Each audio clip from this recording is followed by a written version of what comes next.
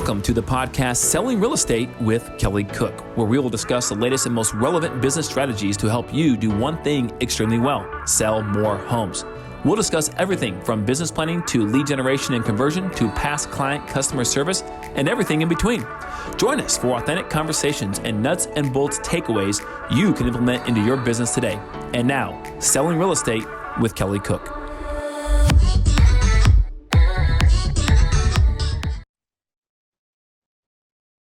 Hello, everybody, and welcome back. It is another day, and it's another great day for listening to the podcast, Selling Real Estate with Kelly Cook. And as always, we do have Kelly Cook with us. I don't think it would be Selling Real Estate with Kelly Cook if he wasn't here, so no surprise, he is. Kelly, here's my question for you today that's a little bit topical as to what we're going to be talking about. Ooh, okay. Last week, I asked you, what your goals were and everything for, going into 2023. But right now I want to ask you, what is one thing that you are going to change in terms of lead generation going into 2023? Have you thought about that yet? Big changes Now, you're going to make. Would this be myself personally or the team? Either, whatever you want to answer. Lead generation okay. Well, all right. So, I'm big on being being in control of your own destiny, right? And so one of those ways in lead generation that you would do that is not be reliant on a lot of these big lead aggregators. There's a lot of them, HomeLight. There's Zillow. There are all kinds of them, right, that are out there. And not be reliant on them completely. Right now, are they great for a certain purpose? I think so, right? Because usually they have leads or people that are a little more down the funnel, kind of ready to go. All right. So if you're going to pay a big referral fee out for that, fine, right? Because maybe they're ready to go and you don't have to nurture them as long. But in the grand scheme of things, we all know those lead aggregators can change the rules of the game at any time they want. You have no control. Zero, right? So that being said, we are really doubling down on is the platform of YouTube, for this upcoming year. Now, are we doing other stuff to supplement that? Absolutely. But if you ask me one thing for 2023, guys, that's it. And we've been working on it for a while already, right? So Everything Phoenix is our YouTube channel, guys. If you haven't checked it out, go check it out. Everything Phoenix by Kelly Cook. And it's awesome. I'm biased, but it's consistent. It is, it takes a lot of work from not just editing, but from the standpoint of producing and topics being relevant and what people are actually searching for and researching all of that data. But in the grand scheme of things, it's a long-term play, and we are quadrupled down on that for 2023, as we've already been pretty hectic on it for 2022. Yeah, but now you've got it kind of figured out. You got your rhythm down. So 2023 is the year to just kick it up. Perfect. Yeah, hopefully see that hockey curve, right? We talk about in any business, right? Mm-hmm. Yeah. Great. So thanks for answering the question. The reason that is topical is because today we're going to kind of continue our discussion that we had last week on business planning, right? We are now into November. If you haven't already started your business planning, get after it. What are you doing, right? We've been saying this message for years. You know this message. You got a business plan in October, not wait until January, right? To kind of figure out what you're doing for 2023. But last week we kind of talked about your personal budget, setting goals and setting, budgets for where you want to be, how you're spending your money, right? This podcast, this episode, we want to talk about the business side of things and actually planning out your, how you're going to get to those goals that you're setting for your budget, right? What things are you going to change? Part of that is lead generation, of course, which is why I asked Kelly kind of what's something that you're going to change this year or you're really going to double down on, right? So let's get into it. Let's get into business planning, more of that. Yeah, absolutely. So don't everyone fall asleep just yet. Okay. It's going to get more exciting, I promise. But I would say this to start this off, guys. I'm going to challenge every single person who's listening to this to read one book. Okay. And have that book be the one you're going to at least finish by the end of 2022, leading into next year. It could be an audio book because that's what I do, right? I can't help myself. Go 3 times speed and just burn through it, but slow down for the important stuff. So much easier when you're in the car. Yes. That's right. Drive. Don't read and drive. Exactly. So, and that book is The One Thing by Gary Keller. And before you roll your eyes, read it. I'm telling you, it's a game changer. And I'm not even with Keller Williams anymore, guys. So it's not a promotion within the company or anything of that nature. We are with Real Broker, which, by the way, if you want to have a conversation about that, please email me at info@kellycookandassociates or cookandassociatesaz.com. That's our new email. Please don't forget that. I almost did. cookandassociatesaz.com, Kelly at. But anyways, it's such a good book, guys. Keller, if you're with Keller Williams or not, doesn't matter. If you're in the real estate industry or not, it doesn't matter. It is a universal business book that is just fantastic. And as I just mentioned, the YouTube aspect for lead gen, that's what this is all about. Picking the one thing that if everything else failed, you would still consider a successful day, week, month, year, whatever it may be. And that is for us. That's the mechanism. That is the thing that we are double down on, or quadruple down on, I should say, right? So what is your one thing? And it talks about success lists compared to checklist, right? So you might have 10 things to knock off the checklist, right? In a given day, week, whatever it may be.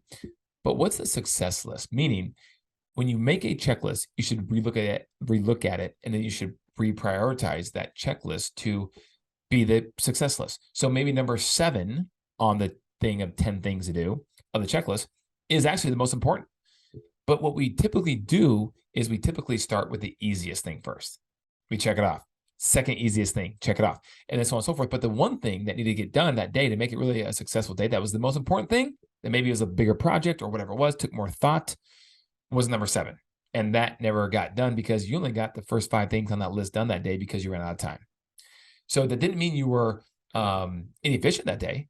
It just meant that, well, let me rephrase that. It didn't mean that you didn't work that day. It just meant that you were inefficient. There you go, right? And so business plan is no different, guys. You have to know where you want to go. Okay, cool. I'm going to set that goal. It's going to be X amount of money, which should translate to X amount of units closed, because we're talking about real estate sales here, guys.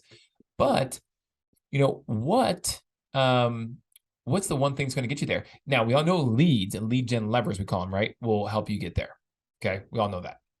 There are only so many of those. Now, when it comes to leads that you can buy, there are quite a few, right? But the sources are it's still somewhat limited, right? I mean, you got the big ones, Facebook, you got Google, you have, YouTube, potentially, even if you do a paid ad, right? You have Ideal Agent, you have Homelight, you have Upnest, you have Zillow, Trulia, Realtor.com. I mean, the list goes on and on, right? Homes.com even. Geez, how could you read about Homes.com, right? But what are the ones that, should you do all of them? Do you have an unlimited budget? Probably not. How much should you spend on marketing? And how much should you spend on lead generation? Are they the same thing? They could be. Depends how you do your P&L.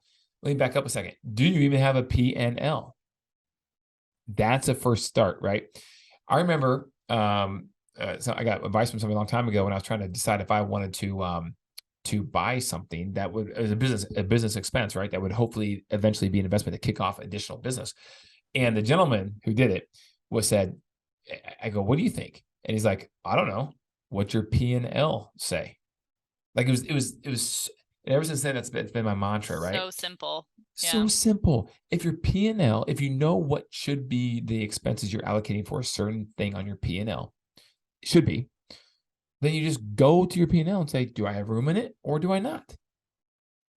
Or if I don't, should I cut something out? Okay, so how do you know what you should cut out? Well, you should be tracking all this stuff, right? So we go to lead sources. We talked about this. Elizabeth and I were talking offline. Lead sources, guys.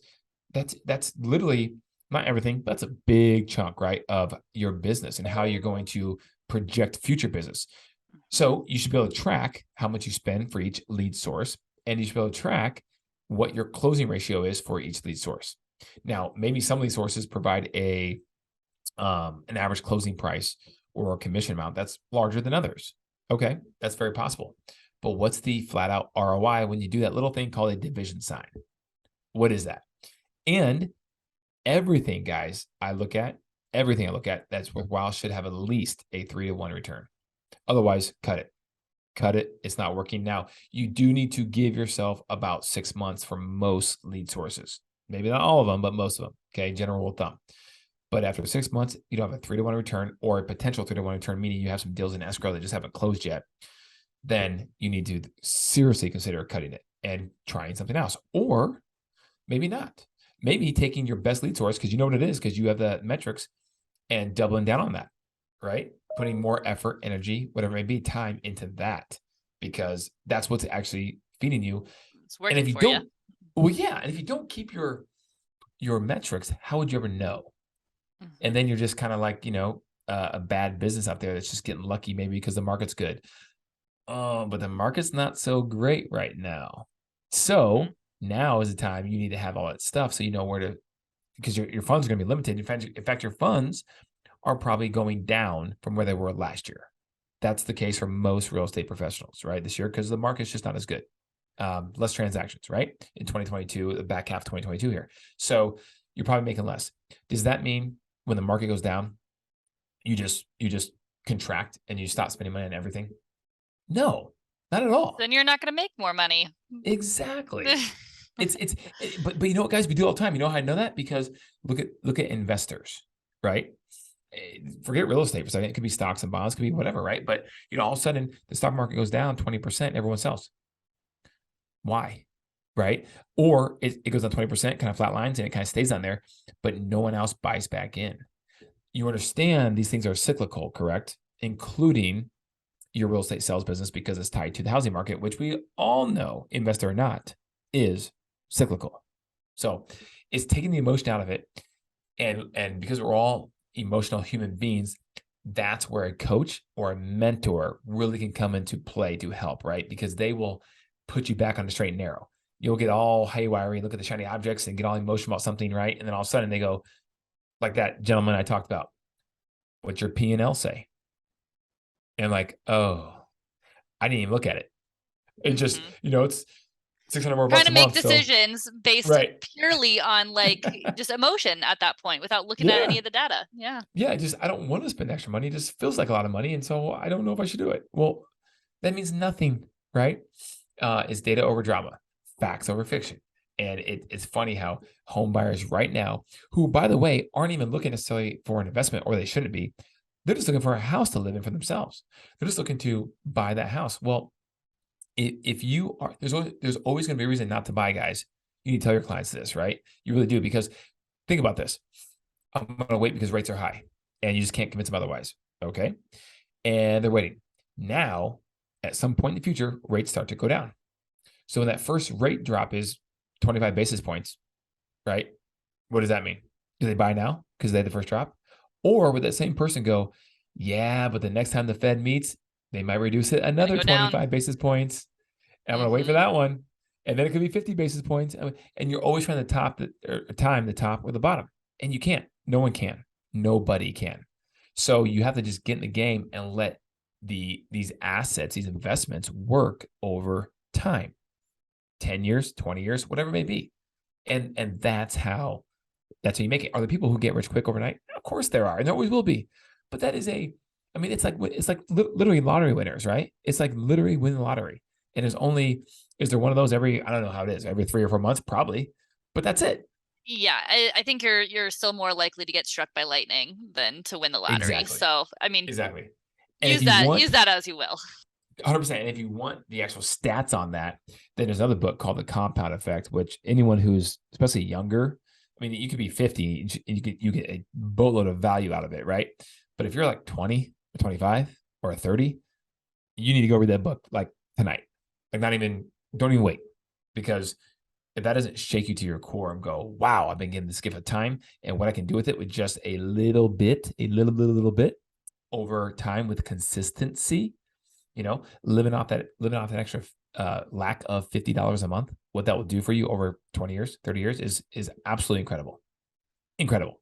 So if you want those stats, because he talks about the lottery, he talks about how that people play lottery and they'll throw money at tickets all day long and never even come close to winning. But yet the same amount of money they could have spent on those tickets, $25 a month or $50 a month, they could have put in a money market or an IRA or some sort of whatever, investment fund, index fund, and over time, that same $50 a month would turn into, like, I'm just going to throw out a number, but it's literally like $450,000 or whatever, right? Or go longer, could be $1 million. But yet they're going to play the lottery every month. My dad took me and opened up a Roth IRA. Been putting money in it ever since, every month. I should probably up it. I'm a little older, but my contribution. But yep, because same thing. Just putting that little bit away that you don't even think about, it'll pay off one day. Elizabeth, what does your household P&L say? Right? Because look, I don't know. yeah, okay, there you go. I love the honesty because look, because you made a good point. As your income goes up over time, then it should be a percentage basis. You already figured out a way how to live with, say, 5% less of income you're making, right? When you were 20. Well, if you now are 30 and you're making X amount of more, the 5% should still be the 5%. The 2% should still be the 2% because you're already doing it. Think about that. Yeah. So anyways, this could end up being a podcast on investing, which is not going to be because I love it. But business planning, guys, pick that goal. Know your lead sources, how you're going to get there. Know what you should spend for all the different expenses based on your gross income so that you can be prepared financially to achieve your goal, to help you achieve your goal, right? To have those leads or whatever it may be that you need. Okay, those systems and those different things that all support real estate businesses that you need to help get there. So do it, guys. That is all it comes down to. But it starts with first getting on a sheet of paper and doing a business plan on one sheet. That's all it takes, right? That's all it takes. And emails, call me if you have any questions about it. I'd be happy to give you some advice on it. Yeah. Lovely. Well, we know we're going to be seeing Kelly on YouTube quite a bit. So like you said, make sure you check out the channel. If you need some inspiration, you want to start getting on video and getting on YouTube yourself. Kelly, if anybody has any questions over YouTube or business planning, or, they just want to talk investments with you, where can they reach you?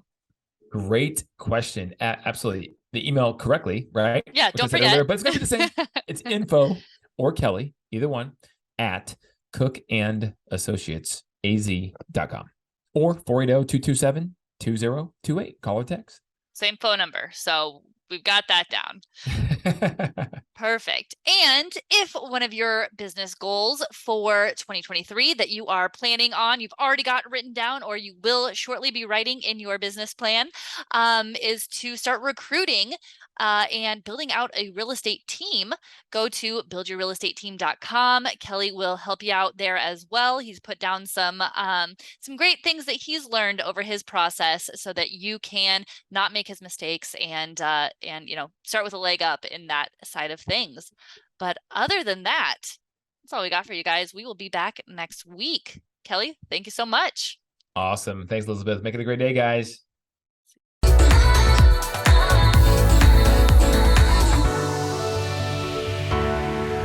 Welcome to the podcast Selling Real Estate with Kelly Cook, where we will discuss the latest and most relevant business strategies to help you do one thing extremely well: sell more homes. We'll discuss everything from business planning to lead generation and conversion to past client customer service and everything in between. Join us for authentic conversations and nuts and bolts takeaways you can implement into your business today. And now, Selling Real Estate with Kelly Cook.